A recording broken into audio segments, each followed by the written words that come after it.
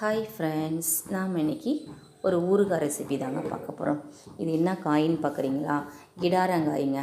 2 medium size கிடாரங்காய் எடுத்து வெந்நீரில் 10 நிமிஷம் வேக வச்சு சின்ன சின்ன பீசஸாக கட் பண்ணி உப்பு போட்டு குலுக்கி 4 நாள் ஊற வச்சு எடுத்துருக்கேங்க. அதுக்கப்புறம் ஒரு வானலில் எண்ணெய் ஊற்றிக்கலாம். நிறையாவே எண்ணெய் ஊற்றிக்கிட்டால் தான் ஊறுகாய் நல்லா டேஸ்ட்டாக இருக்கும், ரொம்ப நாளைக்கு வீணாக போகாமல் இருக்கும். எண்ணெய் காஞ்சதுக்கப்புறம் ஒரு 2 ஸ்பூன் அளவுக்கு கடுகு போட்டுக்கலாம். கடுகும் நிறையா போட்டால் தான் ஊறுகாய் நல்லாயிருக்கும். அதுக்கப்புறம் ஒரு 10 பல் பூண்டு அதிலே நான் தட்டி போட்டுக்கிறேன். தட்டி போட்டு நல்லா செவந்து வரட்டுங்க. செவந்து வர வரைக்கும் நல்லா பரட்டி விடலாம். அதுக்கப்புறம் நம்ம ஊற வச்சுருக்கோம் இல்லைங்களா, அந்த ஊறுகாவை எடுத்து இந்த எண்ணெயில் கொட்டிக்கலாம்.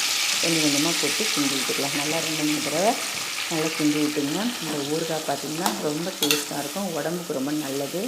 அது மட்டும் இல்லாமல் நமக்கு செரிக்கலை சாப்பாடு அப்படின்னு பார்த்தோம்னா இந்த ஊறுகாய் நம்ம தொட்டுக்கிட்டோம்னு வச்சிங்களா, இந்த நெஞ்சிலே இருக்குது, ஏப்பமாக இருக்குது, எனக்கு பசிக்கவே இல்லை அப்படின்னு நம்ம சொல்லுவாங்கள்ல, இந்த ஊறுகாய் நம்ம சாப்பிட்டோன்னு வச்சிங்களா சாதத்தோட தொட்டு நமக்கு அந்த செரிமான பிரச்சனை அப்படிங்கிறது இருக்கவே இருக்காதுங்க. நல்லா இருக்குங்க, உடம்புக்கு ரொம்ப நல்லது. கிடாரங்காய் நார்த்தங்காய்லாம் உடம்புக்கு ரொம்ப நல்லதுங்க. இப்போ ஊறுகாய்க்கு தேவையான இது தனி மிளகாத்தூள் தாங்க, வரமிளகாத்தூள்னு சொல்லுவோம் இல்லைங்களா, அது ஒரு 2 ஸ்பூன் போட்டிருக்கேன். அது போட்டு நல்லா கிண்டி விட்டு, நம்ம ஏற்கனவே தான் உப்பு போட்டு ஊற வச்சுருவோம், உப்புலாம் போடவே கூடாது. நல்லா சுண்டி நல்லா வரணுங்க. நல்லா மிளகாத்தூள் வாசனை போனதுக்கப்புறம் ஒரு 100 கிராம் 150 கிராம் கூட வச்சுக்கோங்க, வெல்லம் போட்டு நல்லா கிண்டி விட்றேங்க. கிண்டி விட்டோம்னா நல்லா இந்த மாதிரி நல்லா கருப்பாக நல்லா குழஞ்சி இந்த மாதிரி எண்ணெய் பிரிஞ்சு வருங்க. இதே அளவுக்கு வர வரைக்கும் நல்லா நம்ம கிண்டி விட்டுட்டு, இது ஒரு பொடி தாங்க இதில் போடுறேன். 2 வரமிளகாய், 2 ஸ்பூன் கடுகு, ஒரு 1/4 ஸ்பூன் வெந்தயம், சின்ன துண்டு பெருங்காயம், இதெல்லாம் ட்ரையாக வறுத்து பொடி பண்ணி இதை சேர்த்துக்கிறேங்க.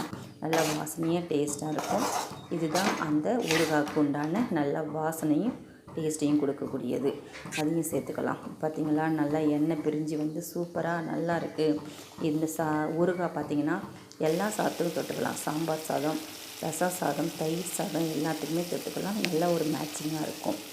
சாதாரணமாக நம்ம வெளியில் போயிட்டு வந்தால் கூட வெளியில் சாப்பிட பிடிக்காதவங்களுக்கு 1/2 கிலோ ஒரு தயிர் பாக்கெட் வாங்கிட்டு வந்துட்டு கொஞ்சமாக சாதம் வச்சுட்டோன்னு வச்சிங்களா, இந்த ஊறுகாய் மட்டும் இருந்தால் போதும், இதையே தொட்டு நம்ம சாப்பிட்டுக்கலாம். அந்தளவுக்கு டேஸ்ட்டாக இருக்கும்.